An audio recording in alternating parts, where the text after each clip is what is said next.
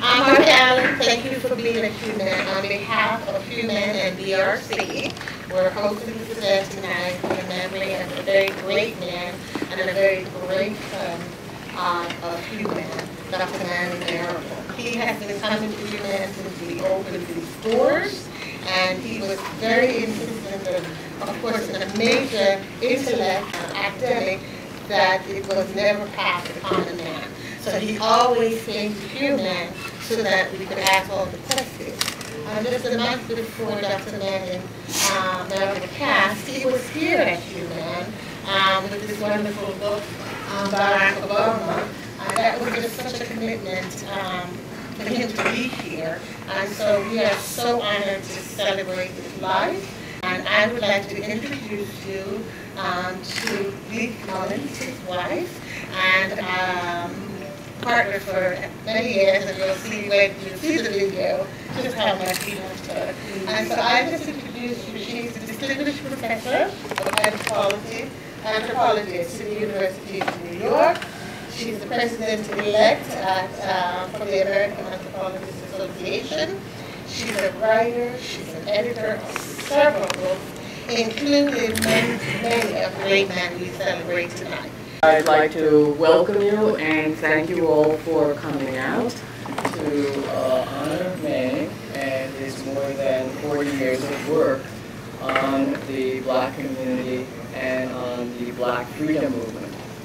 As most of you know, Manning was a scholar activist, and both parts of this were equally important to him. His mother, who was very active in mothering, put him on a bus and sent him to cover the funeral of Martin Luther King for his for the Dayton Black newspaper. And so he got on a bus, he was only I guess 17 or 18, and went down, and he got up at 6 o'clock in the morning, and he was the first one in the church, and he was there in the front row of the church covering this event, and this event actually changed his life. For over 30 years, he wrote a political column. It was first called From the Grassroots, and then it became Along the Color Line. So he wrote this column and distributed it free of charge to over 400 Black and international newspapers. And this was his way of taking, this is one of his ways of taking the knowledge that he was able to gain and sharing it with people. He wrote and edited more than 30 books on race and class in America, on the Black freedom struggle, on Black history, biographies of W.E.B. Du Bois and Medgar Evers, on Black leadership, on African and Caribbean politics. He edited books on the prison industrial complex, Islam and Black America, on Hurricane Katrina, on blacks in the labor movement, and on the election of Barack Obama. But as you know, Manning was somebody who really strongly believed that scholarship should be employed to empower people. And so he also worked with many political organizations, and he was a founding member of the Black Radical Congress, who is one of the sponsors of this event. And under his directorship at Columbia, the Institute for Research in African American Studies was not simply a Columbia institution. He made every effort to partner with community organizations to do conferences on things that were relevant to people in the Harlem community. So he did a whole series of conferences on Black youth, on the prison industrial complex, on gender and feminism, on hip-hop, and many other subjects of interest. In uniting theory and practice, he believed that knowledge is power, and he was firmly committed to the admonition of Amilcar Cabral. Amilcar Cabral was the assassinated leader of the liberation movement of Cape Verde and Guinea-Bissau in Africa. And he said, quote, and I think this is important, "Hide nothing from the masses of our people. Tell no lies. Mask no difficulties, mistakes, or failures. Claim no easy victory." And that was Amilcar Cabral. Manning's final book is the biography of Malcolm X, which he worked on for more than 10 years. He loved Malcolm X and was completely fascinated by him and his life. And he was devoted to finishing the book, and he did so through very difficult health problems. And although he was in and out of the hospital and had a double lung transplant, he worked consistently on the book and was determined to finish it.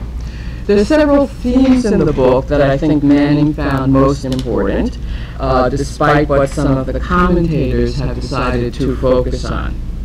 Manning's objective in the book was to go beyond the legend and to present Malcolm as a real, complex human being who endured enormous personal, ideological, and political struggles. To present Malcolm as somebody who made mistakes, but reflected on these mistakes and tried to correct them, and someone who eventually emerged as a historic figure who, quote, to quote Manning, embodied the spirit, vitality, and mood of an entire generation. It was important to Manning that neither Malcolm nor Betty had any way of knowing all of the forces that were arrayed against them. And so as a historian, it was important to Manning to present the facts that Malcolm himself could not know, such as the extent of New York Police Department and FBI surveillance, the disruption, the infiltration of his organizations, and the betrayals of some of those who were closest to him. And anybody who's gone through the late 60s and the 70s knows that that was the case in many progressive organizations. Another key theme in the book was Malcolm's important journey to anti-imperialism and international human rights, particularly through his trips through Africa and the Middle East. I remember Manning poring excitedly over the travel diaries, because they were just made available several years ago by the Schomburg, that recounted how Malcolm met and developed alliances with prominent world leaders and revolutionaries. Manning was fascinated by Malcolm's spiritual journey into Islam and the way in which this transformed him. Malcolm vociferously challenged the racist practices and policies of white Americans and spoke stridently about their destructive effects on both the victims and its promulgators. But towards the end of his life, he sought radical social change and was able to envision a modern Pan-Africanism based on a global anti-racism. Malcolm became a global force, and Manning was committed to underscoring Malcolm's significance and legacy to the rest of the world, not just the United States, but to the rest of the world. And that had Malcolm lived, Malcolm may have functioned as a bridge to the more than 1 billion Muslims in the world. Malcolm became that important. Finally, Manning was obsessed with the mysteries and unresolved questions surrounding the assassination. On one hand, there was the official interpretation, but who gave the order and who pulled the trigger? Even more important, perhaps, what was the role of the law enforcement agencies, such as the New York Police Department Boss Unit and the FBI? Did they have advanced knowledge of the assassination, and if so, what did they do about it? Much of this cannot be fully known while information continues to be suppressed. But Manning's hope was that the biography might contribute to raising the demand that the New York Police Department Boss Unit and the FBI open their files connected to Malcolm's assassination, and eventually to a re-examination of the case itself, which I understand is being considered by the Justice Department. One of Manning's most heartfelt assessments of Malcolm is found in the acknowledgments, where he says, quote, "And finally, I am deeply grateful to the real Malcolm X, the man behind the myth, who courageously challenged and transformed himself, seeking to achieve a vision of a world without racism. Without erasing his mistakes and contradictions, Malcolm embodies a definitive yardstick by which all other Americans who aspire to a mantle of leadership should be measured. Now, this biography has generated a great deal of interesting debate, and Manning would absolutely have relished engaging in this discussion. He hoped to raise all kinds of questions, and he would really have liked to have been here to discuss these questions. But unfortunately, he is unable to do so. But we are able to hear Manning talking about the book in his own words shortly before his untimely death. So I'd like to introduce my son and Manning's stepson, Michael Tyner, who together with Manning made a series of videos about Manning and the Malcolm X biography. And then following the video, we're going to have some discussion of the book by two of Manning's former students who he is so proud of, both of you.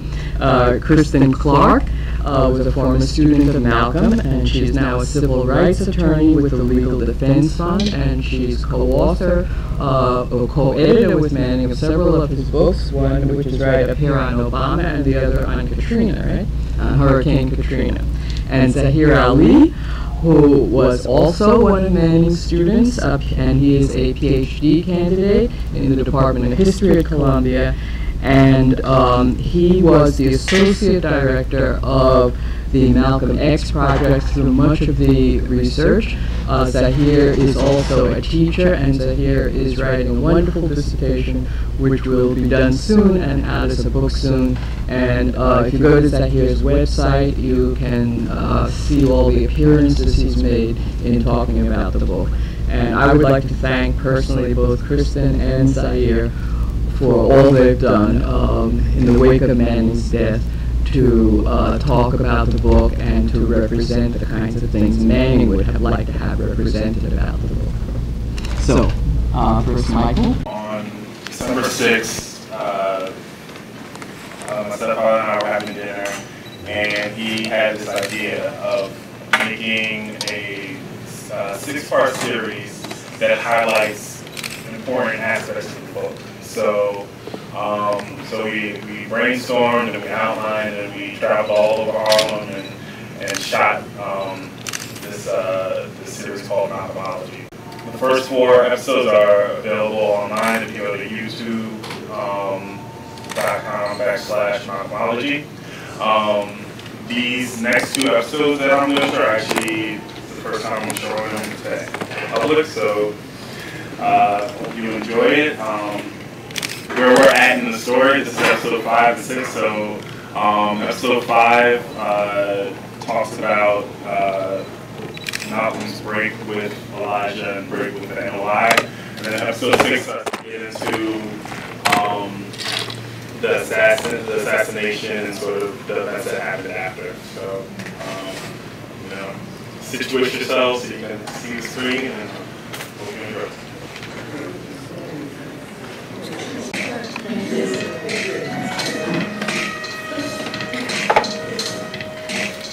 The Honorable Elijah Muhammad, the head of the Nation of Islam, had recruited Malcolm in the late 1940s when he was a prisoner in Massachusetts prisons.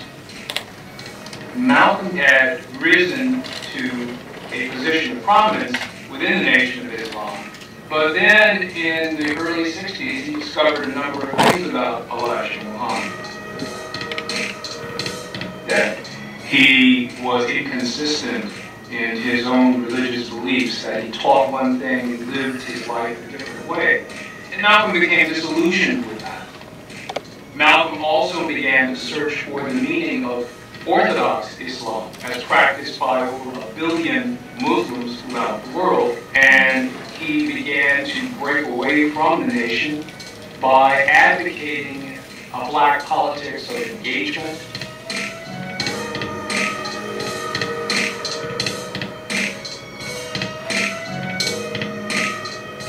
By late February 1964, it became clear to Malcolm that he had to make a decision. He began to reach out to members of the nation who he felt he could trust. The man he trusted the most was a brother named James Warden, today known as James 67X.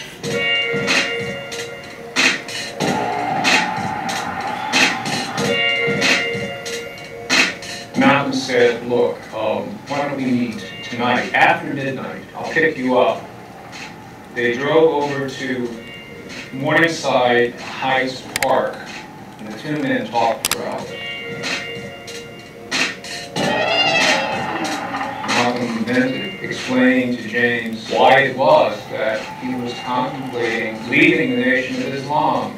James listened to Malcolm for a period of a couple hours and then finally said, you just don't get it, my brother. Elijah Muhammad and people around him want you out of this organization. That there are people in leadership who want you dead.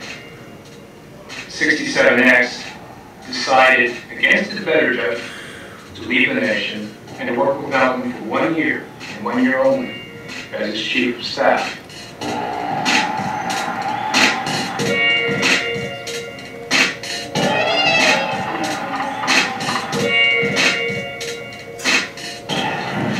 In 1964, when Malcolm left the nation, he came to the Hotel Teresa and he set up his own office with the Organization of Afro-American Community on the mezzanine floor.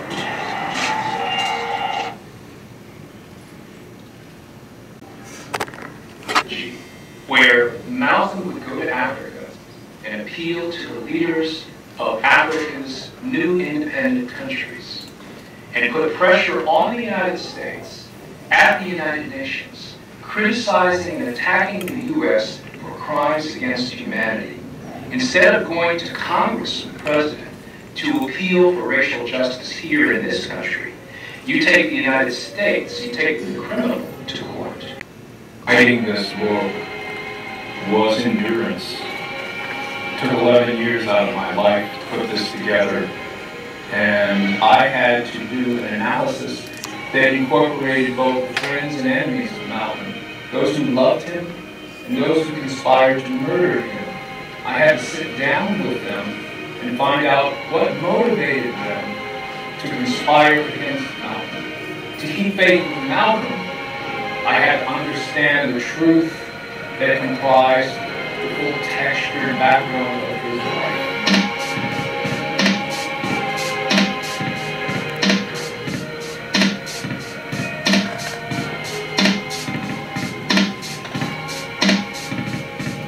The greatest challenge was a struggle to unravel a riddle. Who killed Malcolm X? And why?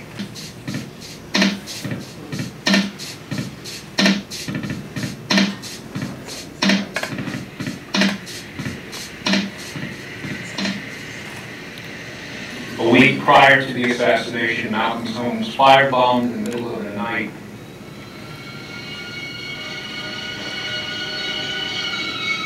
Members of the Organization of Afro-American Unity arrived to take Betty and the children to safety, but Malcolm did not hide out. He said, a bunch of thugs who destroy my home are not going to make me go into hiding. Malcolm was aware that he could not escape death. He told members of the press that he would be dead within the next 72 hours. In February 1965, there were forces within the Nation of Islam that wanted his death, but also within law enforcement, the New York Police Department, as well as the FBI. To be true to his own principles, he would live his life to the fullest, representing his own political ideals, and he would challenge those who sought to conspire to murder him by not running away.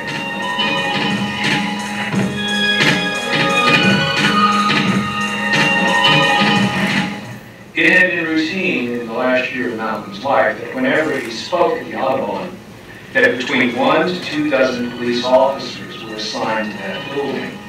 It is no accident that at the Audubon Ballroom, where Malcolm spoke that last day of his life, that the police were deliberately, several hours before the speech, pulled away from the Oval. Usually there were about 3 or 4 police officers and a captain of the guard just outside the ballroom where Malcolm spoke. But on this day, there were no police at all. Clearly, the police were aware in advance that the assassination was to take place and that they had to remove themselves from the line of fire.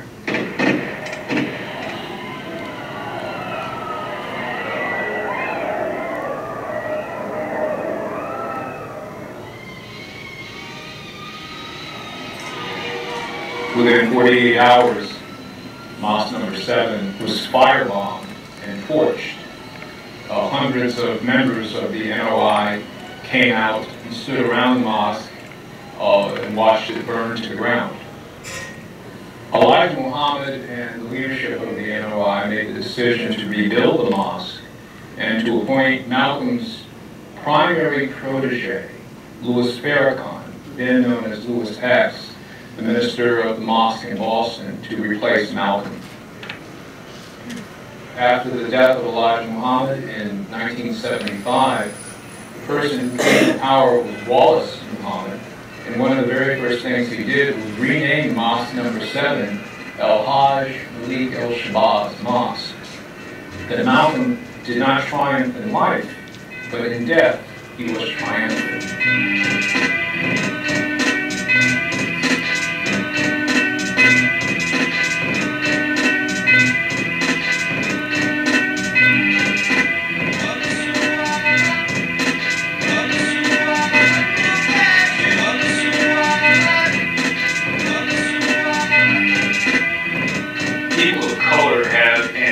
Relationship with Malcolm that still endures to this day. Malcolm X represented a commitment to the fight against injustice, that we had to resist oppression, and that the oppressed had to stand up on their own 2 feet and fight back.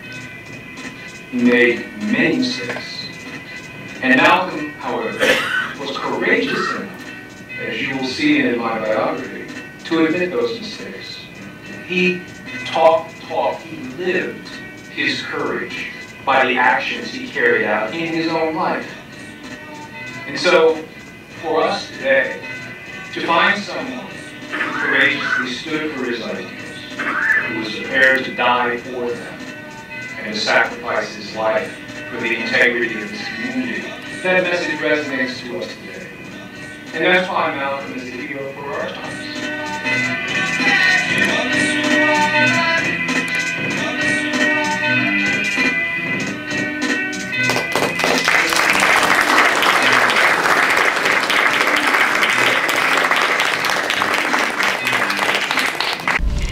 Well, I want to thank everybody for coming out this evening. For me, this is especially difficult because the last time that I saw Dr. Marable was literally right here at this table. He was seated to my left, and we had a really robust discussion about the Barack Obama reader that we had put together on the eve of the 2008 presidential election. And he was in great spirits that evening, and despite the health challenges that he had endured, from my perspective, he had overcome and was just in great fighting spirit. Afterwards, I joined Dr. Mullins and he for dinner, and he was so excited after years and years of work that he had put into the Malcolm X book to be at the finish line, and excited about the fact that that book was on the verge of being released and finally out and available for public consumption. And he's also talking about the other books that he planned to write. I mean, he just appeared not to have at all been slowed down by the challenges he had endured. So it's hard to swallow that he's gone. And being at this table is kind of a painful reminder of just what a great loss that I think we've all endured in the passing of Dr. Marable. I met Dr. Marable in the fall of 1997. I arrived at Columbia Law School excited. My plan was to use my JD to do civil rights work, but when I got to Columbia Law School, I was feeling incredibly discouraged. Law school is kind of a very conservative environment. Tons of brilliant people, brilliant students, brilliant professors, but a very conservative place. The study of law, I think, is very black and white. There's no room to really think outside the corners. And for me, and the issues that I was, care deeply about, issues of racial, inequality and discrimination, it was hard to kind of figure out how I could really use my legal education to tackle these issues. So I quickly fled to the doorstep of Dr. Marable in September of 1997 and quickly got looped into a number of exciting things that he was doing at the helm of the Institute for Research in African American Studies at the university.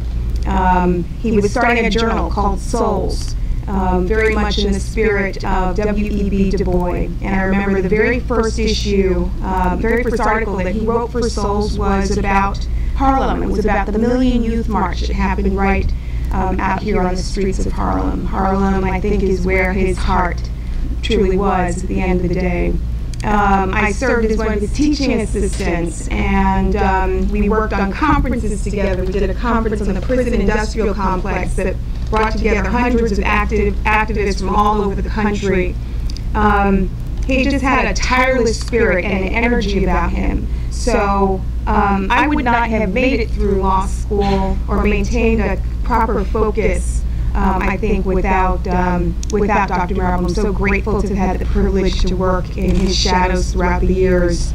After I left law school, we maintained a relationship, and it was remarkable to get the chance to sit shoulder to shoulder with this giant, and remarkable to get the chance to work on this reader, another reader that we did in the wake of Hurricane Katrina that looked at the racial implications of the Hurricane Katrina crisis. He taught me essentially how to become a civil rights lawyer. I didn't really get that in law school. I learned it from him. My deep and abiding commitment to the Black freedom struggle is definitely a kind of seed that was planted in me from Dr. Marable, and I'm just so grateful for all that he did for me personally and has done for Black people generally during his time on this earth. So those are just kind of my personal reflections. I want to keep them brief and turn things over to my colleague Zaheer Ali, who, interestingly enough, we went to college together, and we both were served at various times as president of our Black Students Association at Harvard. We were both activists in Cambridge University, and our paths crossed again through Dr. Marable. Thank you.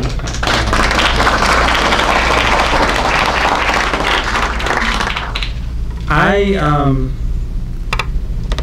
came to meet Dr. Marable. There's a genre of stories of how you met Dr. Marable if you were a graduate student.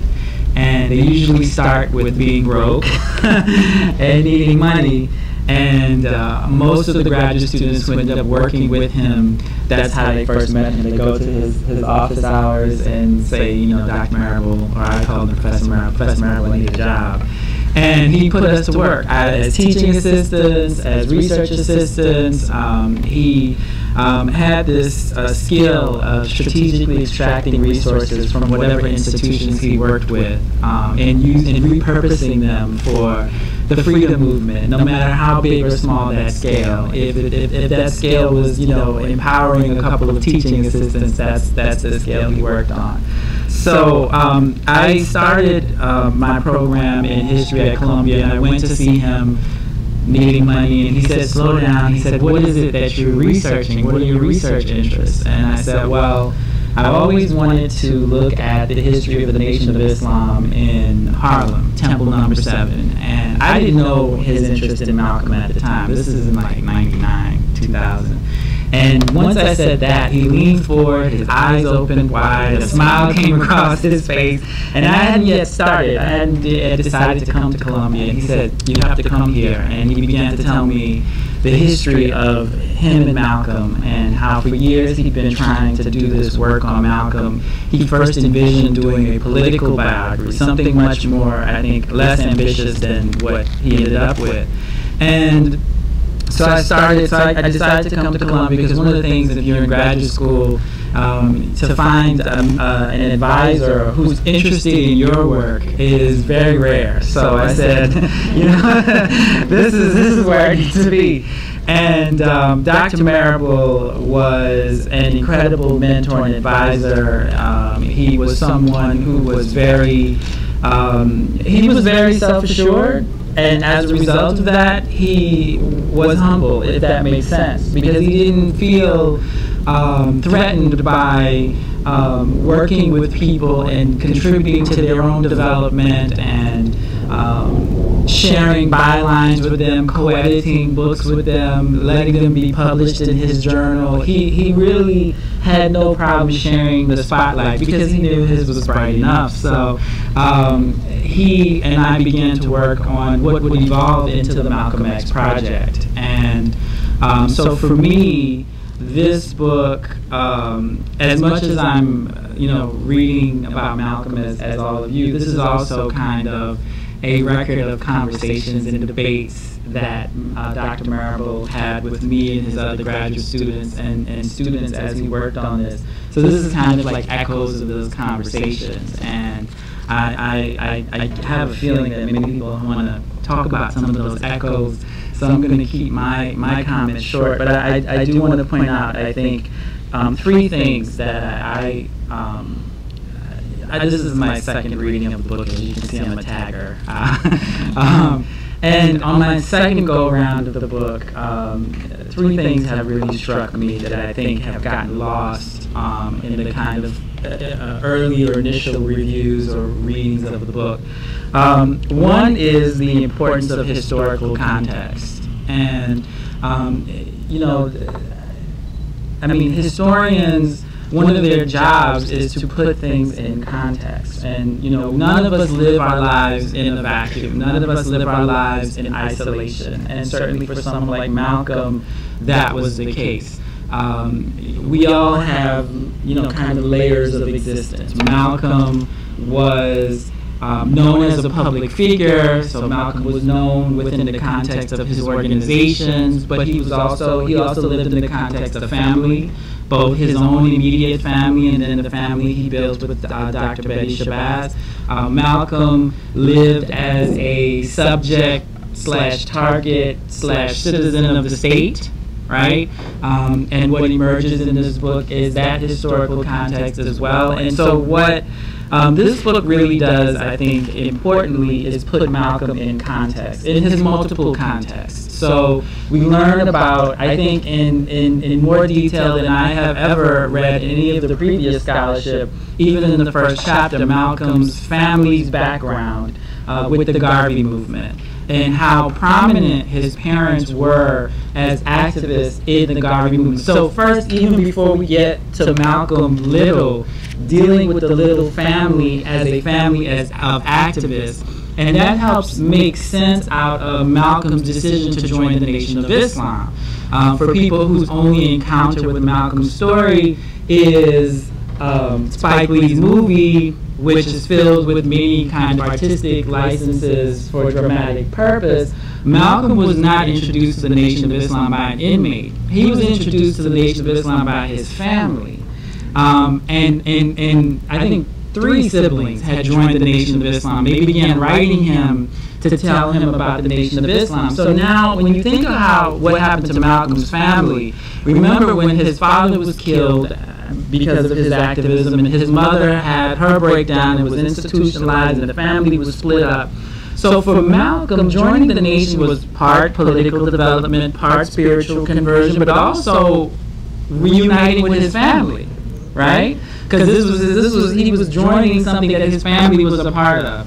That was, whether he knew it at the time, ideologically continuous with the Garvey movement, right? So understanding the context of Malcolm is really important. I think that comes across in this book. I won't even get into the very brilliant discussion of Malcolm in Harlem. And one of the things Dr. Marable does really effective here that I haven't seen anyone else do is compare Malcolm to Adam Clayton Powell. Malcolm begins to look to Adam Clayton Powell as a model for political/religious leadership, right? Because Powell was both pastor, Abyssinian, and emerging politician. And so no one has really had that discussion about Malcolm and Powell. So historical context is really important. The second thing that's really important, I think, about this book is some of the new information. And for me, one of the most important aspects of new information was the surveillance and the level of surveillance that Malcolm was under and how early it began. We learned from reading this text that Malcolm, the first page of his FBI file is actually from 1950 when he's in prison, and he writes a letter protesting the treatment of prisoners, and then he's coming to the Nation of Islam's ideas. He begins writing these letters protesting the treatment of prisoners for religious freedom, and then when the Korean War mobilization begins, he writes a letter to the president protesting the Korean War, and this earns him the first page in his FBI file. So as early as 1950, before he's out of prison, he has a file on him. And then, in 1954 or 1952, he gets out of prison. In 1954, he's organizing temples for the Nation of Islam, and one of those meetings is in Boston, and these meetings are, this particular meeting is in January 1954. It's a small, maybe a meeting of 10 or 12 people in a family home. One of those people is an FBI informant. So that tells you, and this is in 1954, the nation isn't that significant on the public scene as it would later be in the later 50s and early 60s, but that gives you a sense of how deeply embedded the state apparatus was in these organizations. I mean, it was almost like they had, I mean, we kind of think about now, like their trigger words you say on the phone will initiate a recording of your phone conversation. I mean, hopefully you guys know about that, right? Like, there's certain words, if you say them in a string, they will initiate a recording of your conversation. Well, this is like pre-tech, but the FBI worked like that. Like, they were constantly scanning for potential troublemakers, right? And as early as 1950, Malcolm is tagged as that, and his movements are followed from that point. So the level of surveillance, and I think Michael Tyner's Malcolmology talks a little bit about some of the, presents some of the other inconsistencies around the assassination. And the last thing that I want to highlight that I have really come to appreciate reading the book more closely is the analysis, the historical analysis, and the craft, the historian's craft that went into this book.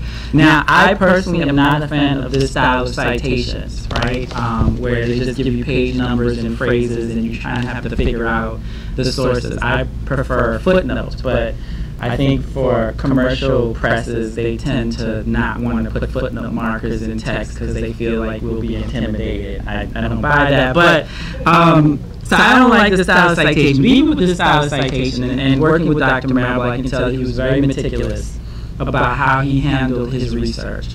And when he constructed, and he talked about this in the acknowledgments, meeting Clay Carson out in Stanford, and Clay Carson had been doing the Martin Luther King Papers Project, and also had edited a book, Malcolm and the FBI Files. And one of the things that Clay Carson suggested that he do was build a chronology, and use this chronology as a kind of backbone for this biography. And so this chronology, I was looking at it today, is like 500 pages. It's like an Excel chart. One column just has dates, and then the second column has events, flashpoints in Malcolm's life, and then the subsequent columns are the sources for those events, FBI files, New York police files, newspaper accounts, Malcolm's correspondence, his papers. So what happens when you do this, you begin to see convergences of sources on particular events, right? And so when you see 3 or 4 sources from different sources converging upon a particular event, as a historian you say, there must be something going on here that I need to look closely at. And so in understanding the kinds of things that Manning Marable highlights or focuses on this book, he called them signposts, right? When you look at this chronology and you see the proliferation of sources around a particular event or discussion or issue, that means it warrants the historian's attention. And so I want to give an example of how I think this is done brilliantly in the book. And this is fairly early on for people who haven't finished yet, so hopefully this is not a spoiler. But page 191, around 190, 191, 192, Dr. Marable, I'll go through it this way. So going through the Schomburg papers, which has Malcolm's personal papers and files, there's a telegram dated August 11th, 1961 from A. Philip Randolph. It's just one piece of paper. It says, I want you to come to this meeting, educate, I think it was called the Emergency Unity Action Committee or something like that, right? That's it, just that telegram.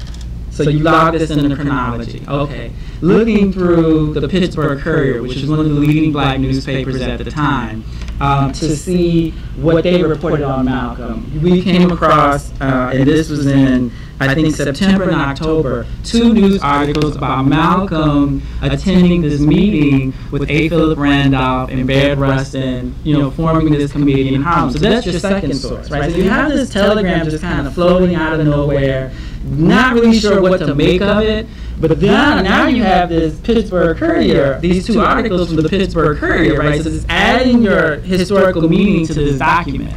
So what Dr. Marable does in this book, he first of all explains who A. Philip Randolph is. He's already introduced us to Baird Rustin. Baird Rustin is someone that Malcolm had debated, and according to Dr. Marable, won on debate points but lost on ideology, right? Because Baird Rustin pushes Malcolm on the kind of separatist non-engagement policy of the Nation of Islam. So with that, the way he approaches these 2 documents, he's like, okay, so Malcolm receives this telegram to join this committee. He must have known something about A. Philip Randolph's activism. He gives us a sense of who A. Philip Randolph is. Then he sees that Baird Rustin was going to be one of the people at this committee. Malcolm was probably intrigued because this is someone he had debated. So he's trying to construct this event, right?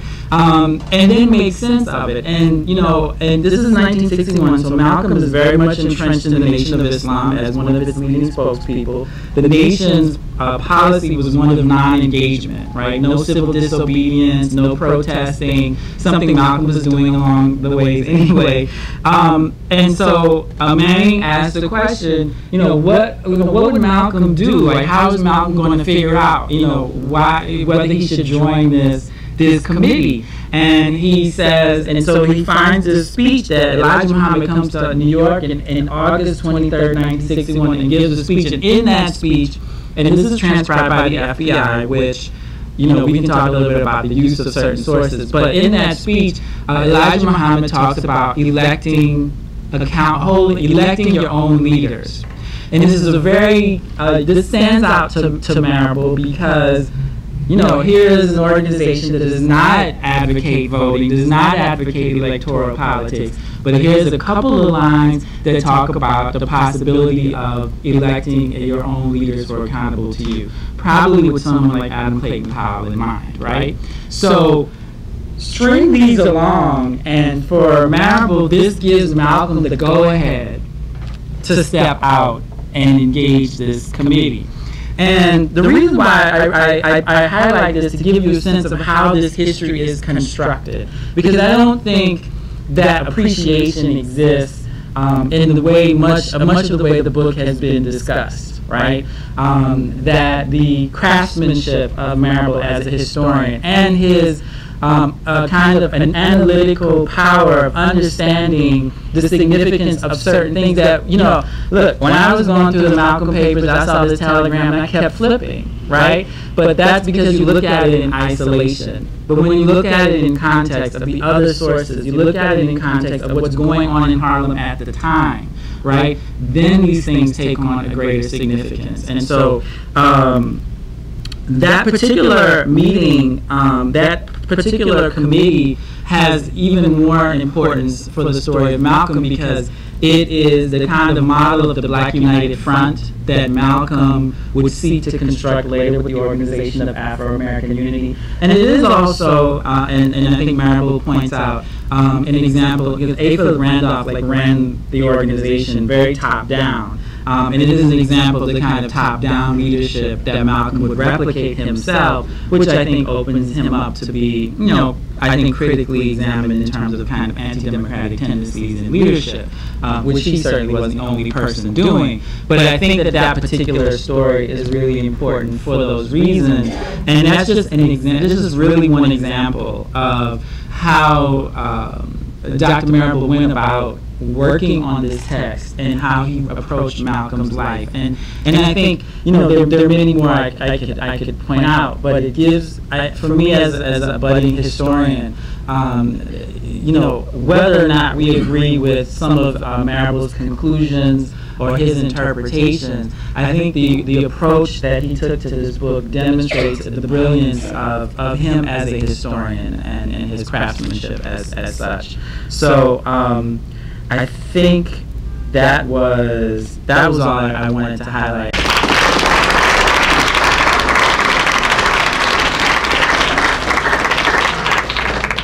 So we're here tonight, of course, to celebrate the legacy and contributions of Dr. Marable and to focus on this wonderful work that he's left us with. So we throw it open to you now to have a nice discussion and dialogue about either Dr. Marable or Malcolm X. The one observation, and maybe this will help open our discussion, that I'd like to make about the book is I found it gripping. About a third of the way in, I just found it impossible to put down. It was, for me, breathtaking reading about all that Malcolm was doing in those latter days of his life, particularly when he broke away from the nation. I mean, that's when Malcolm seemed to really take off. And hearing about his travels throughout the African continent, his meetings with these nations of various countries throughout Africa, building this Pan-African movement, wanting to take the issues of racism here in the U.S. before the United Nations. I mean, Malcolm really was on a kind of next level, I think, in the final days of his life. In much the same way I think Dr. Marable was, to be honest with you. He finished this wonderful work, but was just overflowing with new things, new projects, new books that he hoped to pen. So I find some striking parallels between the kind of final moments of both of their lives, frankly, which are interesting. I really appreciate Zaheer, your point about while we may not agree with the conclusions that Marable made, we at least have to pay respect to his approach. And like you said, with finding different sources in the Pittsburgh Courier as well as at the Schomburg, nobody else really that is living or has lived arguably in the past 20th century has approached Malcolm's life so diligently, providing such a comprehensive review of so many books beforehand. So I appreciate you saying that. I think that's very important in light of the ways in which people have responded and charged that Marable was trying to make Malcolm into a reformer, which is simply not true when you look at the evidence. He is still and always will be a revolutionary. My question is, how do you really, in terms of the text, assert how Marable presented Malcolm as a revolutionary?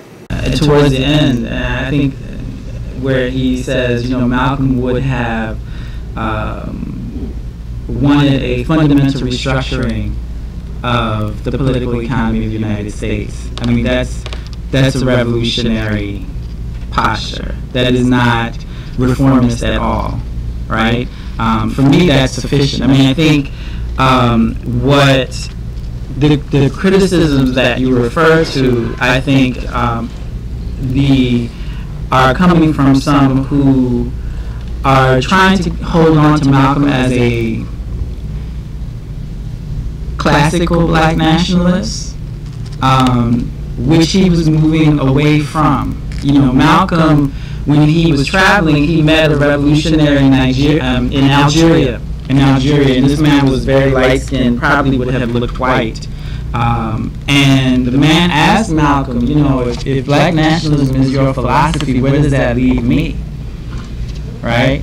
And Malcolm came back in one of his later speeches towards the end of his life, said, I'm going to stop using that term, black nationalism. I don't know what to call my philosophy, but here's the platform: anti-exploitation, anti-racism, and anti-injustice, and he framed it within the context of human rights and Pan-Africanism.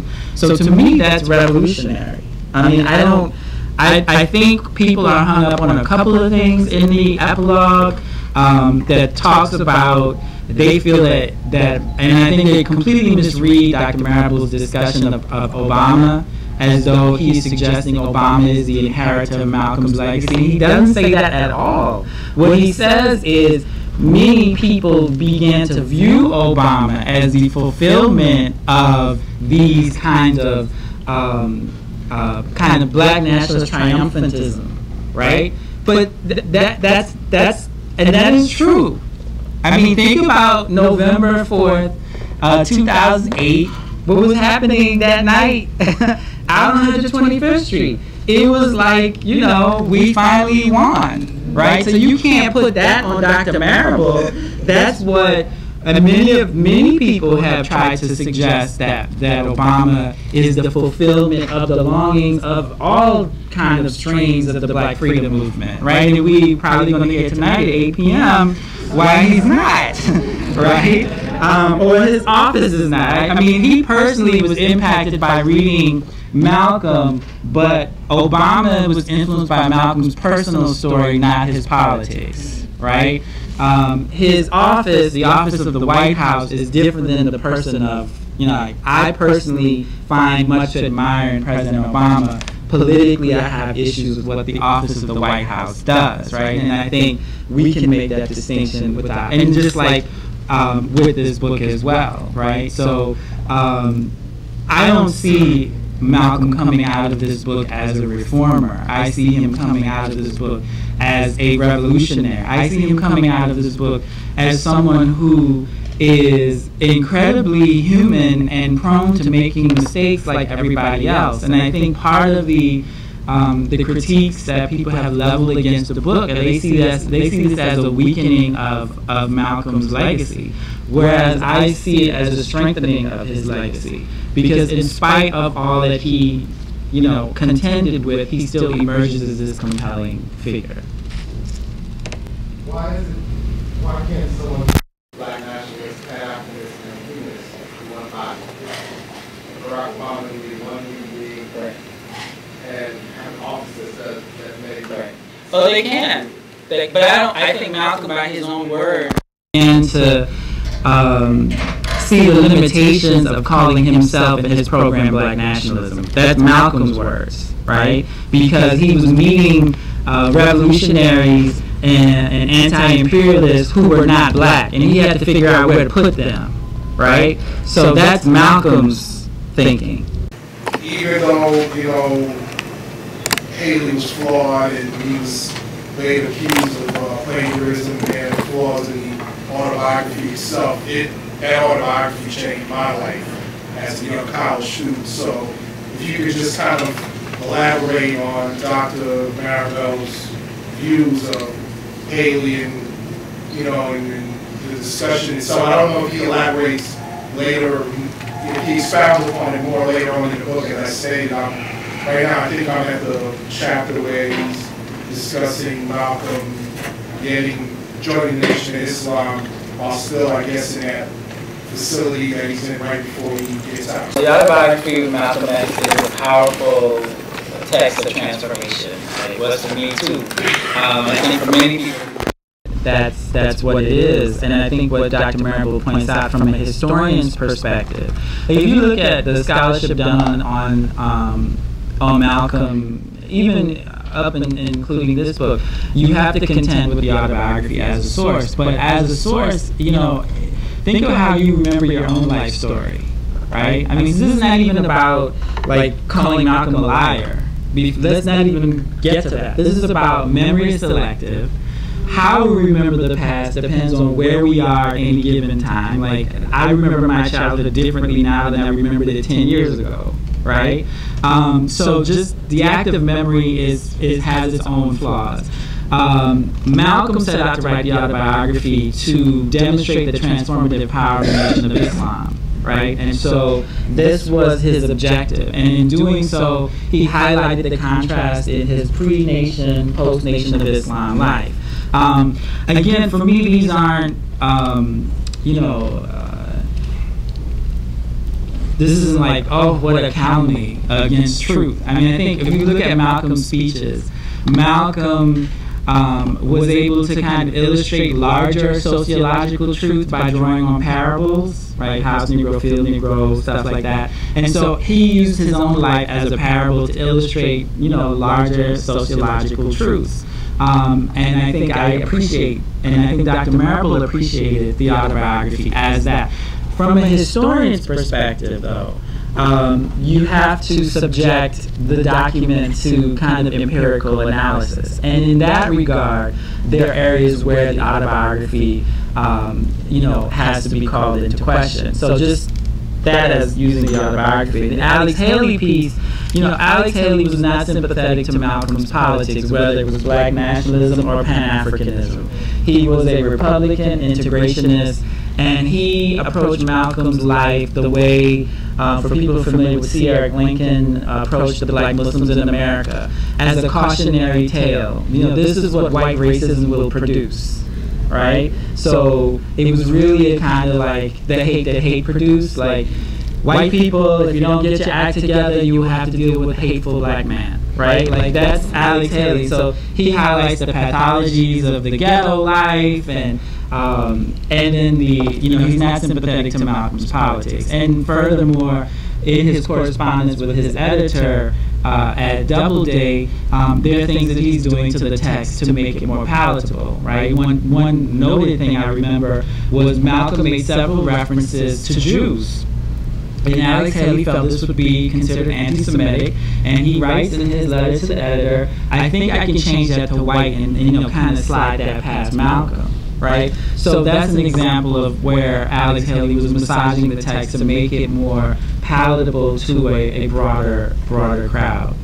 Messenger really wasn't keen on using the word black for a message to the black man, but he was overpowered by John Ali and the rest of them because it was popular. And he was looking for popularity at the time that the book was called Message to the Black Man, so they used the word black. Now, the Algerian general that asked Malcolm if he was the black revolutionary, where would that leave him? Well, it was what we were talking about, I'm sure everybody knew it, was non-European. When we used the word black, we were just talking about a non-European. It was the Europeans and American Europeans from all different parts of Europe that was causing us problems. And I don't think anybody would have made a mistake and shot the Algerian general, because we had people in the Nation of Islam that almost took white, many of them.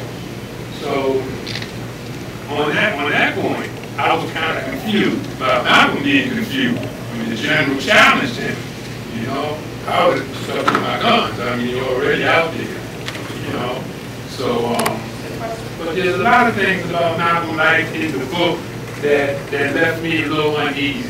Marable, for instance, it seems like he's a Malcolmite, but then there are times when he trashes Malcolm, he trashes Betty's morality, he trashes Malcolm's morality by suggesting that Malcolm was a homosexual. It's in the book. I just read it. It's not in the book. No, it's not. He tells a story, Marable tells a story that he took from an autobiography that said, Malcolm was telling a story about a guy named Rudy in Boston. Right. And this guy, Rudy, was going out with an old fake man and pouring talcum powder on him. So what's your question? So what is your question? No, the question is that I was wondering, Marable was so strong on Malcolm as a political revolutionary, but then times in the book yeah, but he would. What is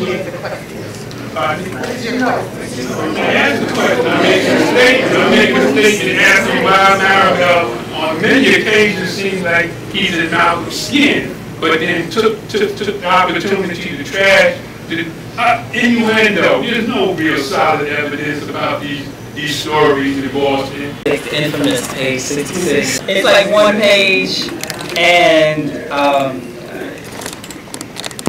that tells you how important Marable felt it was in the 600 pages of Malcolm's story. Unfortunately, I think other people find it more important than anything else. But, you know, Marable is not the first person to raise this question. Okay, Bruce Perry did in 1991, and many people went after Bruce Perry for how he raised this question. He had a list of encounters that he felt Malcolm engaged in with other same-sex encounters. So for Dr. Marable to write this biography on Malcolm, he had to contend with everything that had been written about Malcolm prior, right? Including what Bruce Perry wrote about Malcolm, right? In going through all of the claims that Bruce Perry makes, and he makes a lot, not just about Malcolm's same-sex encounters. He argues Malcolm's father set his own house on fire, may have committed suicide. Malcolm may have firebombed his own home. I mean, so he went through all of these claims that Bruce Perry makes. Of all of those lists of same-sex encounters, this was the only one that, remember I talked about the convergence of sources? This is the only one that had the convergence of other sources, right? So yes, Malcolm describes this encounter that he has, not this encounter, Malcolm describes this friend of his named Rudy in the autobiography who engages in this same-sex encounter with this, or depending how you define sex. I mean, let me back up and say, he never says Malcolm is homosexual. He never says Malcolm is gay.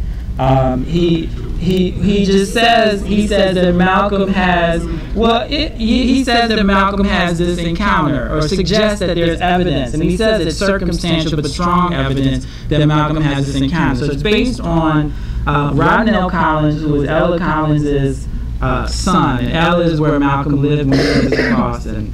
Rodnell Collins writes in his memoir, Seventh Son, that Malcolm and Shorty Jarvis, who was his running buddy, bragged about or talked about this hustle that they had going on with this white guy.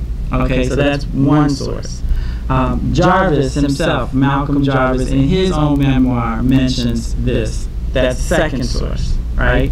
And then there are these correspondence with Malcolm and his siblings talking about this gentleman who is going to vouch for him to the parole board and offer him a home and a job.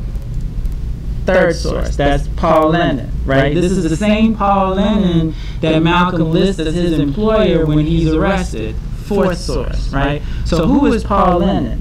Paul Lennon used to run ads in the New York Times for male secretaries and butlers, right? Now, maybe that's all that it was. To me, that sounds like a pre-Craigslist ad, okay? Just saying. But, so there are these multiple sources converging on this particular instance. And you can dispute. I think one of the things that Dr. Marable writes in this book is his writing is very transparent. where he is definitive and conclusive, and where he's making approximations based on the evidence that he has gathered. He's clear about that, and he says it's circumstantial but it's strong evidence. And so that's where that comes. And he says, after this, there's no evidence from his prison record in Massachusetts or from his personal life after 1952 that he was actively homosexual. So, I mean, he never says Malcolm was gay. I know some people have a one-drop rule of gayness that, if you look at another naked body of the same sex, you're already out of the closet. It's over for you. I don't think that that's what's happening here. But I think it's an important conversation to have. I mean, I think, there is a theme in this book about Malcolm's gender politics that's really important, and how Malcolm, as a minister of the Nation of Islam, which taught a very kind of traditional gender roles in the household, how he attempted to impose this in his own household and struggled with that based on his own writing of a letter to Elijah Muhammad and the challenges he had in his marriage. And I think that just, is important to understand Malcolm's own evolution on the thinking of gender. By the time he's in OAU, he has Lynn Shiflett being someone who he sees as a leader of the OAU, but he's still, by the time Malcolm dies, I guess we can say he was like benevolent patriarchy, if there's such a thing. But he was still very much steeped in patriarchy. And I think, this is an important conversation to have about the gender politics of Malcolm, and I think he can be, and his organizations can be critiqued on that basis. And the one thing I would say, though, is, I think we have to understand Dr. Marable as a historian, and then Dr. Marable as just, the activist he was. And I think Dr. Marable very much in his personal life revered Malcolm X and his family. I remember in the late 90s they were talking about tearing down the Audubon Ballroom, and he was deeply committed to saving the ballroom and figuring out how to make it a cultural center. He recognized its importance and was very much opposed to any effort to tear that down. And I think the true historian tells the full story, the bad and everything in between. And that's what we get here that we didn't get with the autobiography, sadly. There are 3 chapters that made it, were chopped from the autobiography, and that was a decision that was left in the hands of Alex Haley, not Malcolm X. That's part of the story of Malcolm X's life that we don't get before this. But I think the point is the autobiography remains a very important canon out there, seminal text on Malcolm X's life. But finally, I think with this book, we get lots of the gaps in the stories of Malcolm's life finally filled in and fleshed out. The autobiography and the FBI files, they can put them together. Okay, so we need to just take one more question, because it's like 7:30. Well, can we take the remaining To what extent were Malcolm X's children involved with the book? Were they interviewed, or did they have any reaction to it? Did they have any interaction with you about it? She asked about the involvement of Malcolm's children in the work on the book. Dr. Marable, part of the research for this book was done as part of the Malcolm X project at Columbia, and the first kind of stage of that was building a multimedia online annotated version of the autobiography of Malcolm X. As I said, anyone trying to grapple with Malcolm's life they have to first grapple with his autobiography, and that's what Dr. Marable did first. And in line with that, and I think in what Kristen mentioned, he reached out to 2 of Malcolm's daughters, Ilyasa and Malak, and they worked with him to develop, in part, in the early development of that component of the project. And he worked to use his influence at Columbia University to have the Audubon reopened as the Malcolm X Betty Shabazz Memorial Center.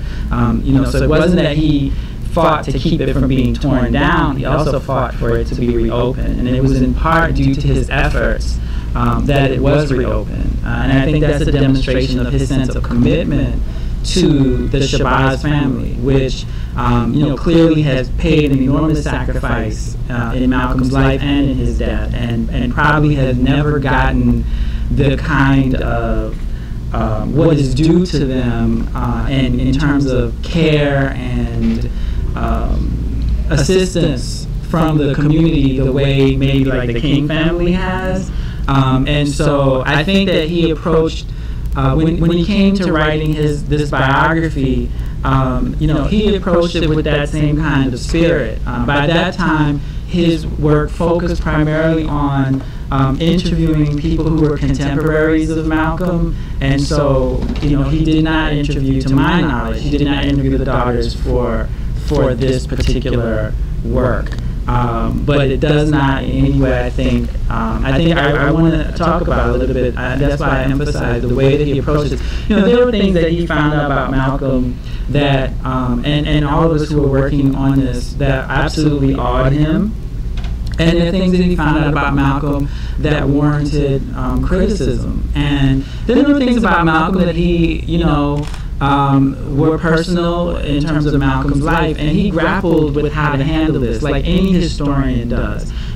What is the line between the public and the private? What remains private, what remains public? And he didn't approach this very lightly at all. I mean, he talked to us as researchers and students of how we would approach this, and ultimately he made the decision to put as complete a story as possible that he could put.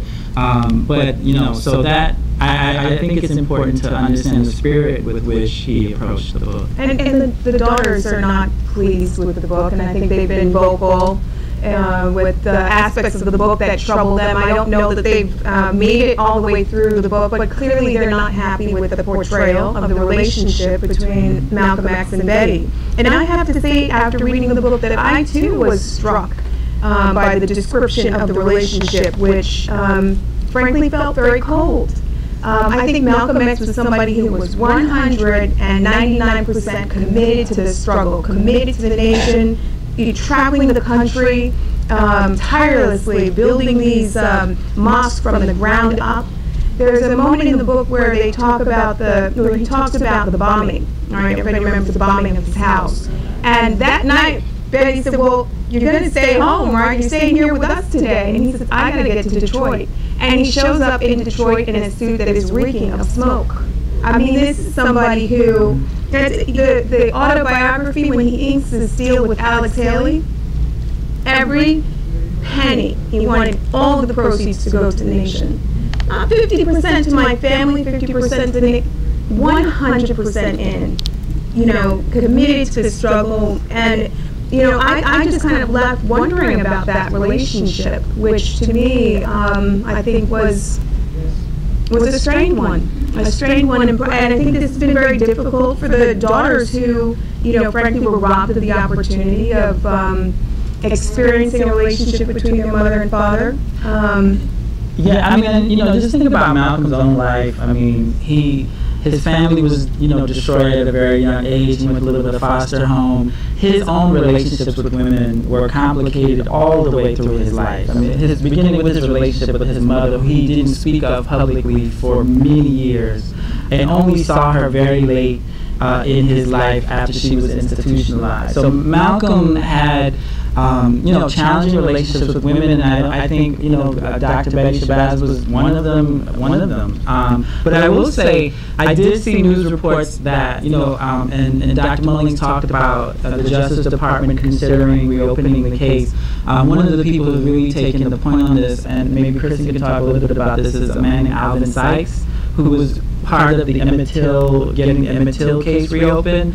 And I did see that Ilyasa Shabazz tweet and I think issued a statement in support of his efforts to reopen the case. So it's not a direct, obvious endorsement of the book, but this was one of the things Dr. Marable wanted to come out of the book, was to have that case reopened, and I think, that they've been in support of that idea.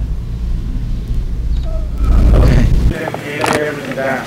He just said, if you're going to take it, take it, but this is my next life. Like, No matter, like, to me, you don't make him less of a revolutionary because he did what he did behind closed doors. That's him. So whatever he did behind closed doors, you can't judge him. You can't judge nobody because at the end of the day, he died for the movement. And he died in a gruesome way. So to me, it's brilliant the way he wrote it because it makes you think. It makes you, you know, when I read the first, you know, the 66, when I read that page, I was glad that they put that in there because it makes you think, like, do I like him? Now less because he did what he did behind closed doors, or do I like him no matter what? So to me, that was, you know, brilliant. And the question that I have is, what Manning Marable, like, why he thought before he put it out about the book? How he liked the book? You know, because when people write books, you know, they be like, you know, I like what I wrote, but I don't know. So what was his? He spent a great deal of his life on this book, a great deal of all our lives on this book. I told the story at the memorial that every time we went on vacation, going someplace else to write for 10 hours a day. That was his idea of a vacation, just going someplace other than New York to write for 10 hours a day. And he really devoted himself to putting together this book. And I think that he was quite pleased with how it came out. I think Zaheer is absolutely right that he grappled with many of the issues and what kind of emphasis to put on them or not put on them. And, you know, the Paul Lennon is like less than a page in 600 pages, and it's interesting that everybody else, well, not everybody else, but a certain segment of the black community finds that more important than the possible FBI and NYPD participation in the assassination of our hero Malcolm X. I mean, I think that says more about them, you know, than about anything else. Now, I think that Manning was very committed to doing a historian's biography. There's a difference between a memoir and a biography. And both are wonderful forms, right? A memoir is an autobiography, and it's what you remember.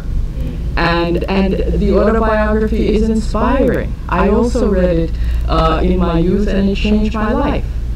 This does not take away from the autobiography, but the autobiography is a memoir.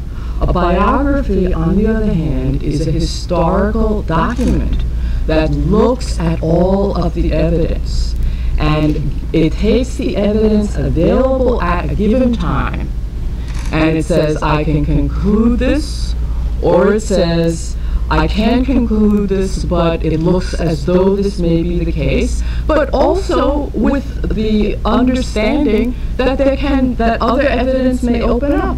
And this is what he hoped, that the biography would lead to the opening up of other forms of evidence that would give us an even more complete picture of Malcolm X. And so I think he was very happy with what he was able to do in the book, and he was looking forward to the discussion. He wanted to have a discussion about homophobia in the black community.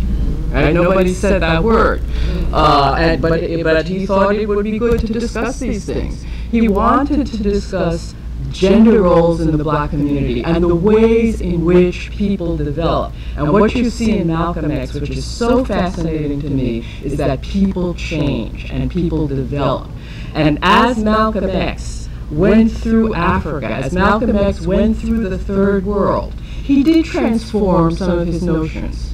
You know, his ideas changed as he met people that were on the ground fighting armed struggle. You know, that has an effect on you. And that changed his politics. So let's not pretend his politics didn't change. His politics did change because he saw what was going on in the world. He saw the Third World National Liberation Movement that had a major effect on him. As he participated politically, he changed his notions on gender, right? He never got to be a feminist, you know, that, right? But he saw women as leaders, and he saw the fact that women could lead. And to me, that is a wonderful story, that people can transform themselves. And that is a story that Manning wanted to tell, a story of courage, a story of transformation, and a story of triumph in the face of the state, participating in killing you, right? All of the array of the FBI, of the CIA, is arrayed against Malcolm X. But he nonetheless triumphs, and that is the story of the biography. And the fact that some people can't see it, I think, says much more about them than about the biography.